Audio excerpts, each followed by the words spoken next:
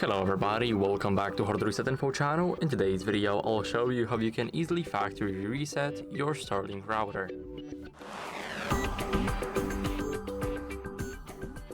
So as you guys can see, I have the router right here, and now focus on this light here.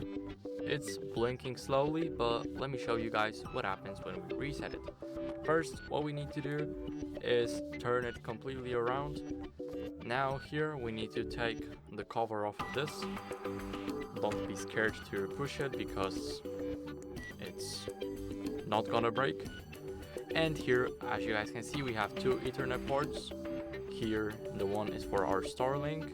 So now here in the middle we have a little hole that we need to use with our paper clip.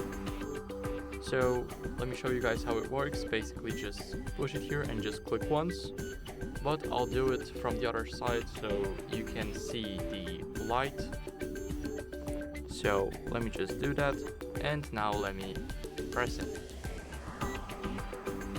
Let me do it. Now as you guys can see, it was blinking much faster, and that means when the light was gone for a second, that means it's now resetting to factory settings. So that's pretty cool. That's it. Thank you guys for watching. Make sure to leave a like, subscribe, and see you next time. Bye.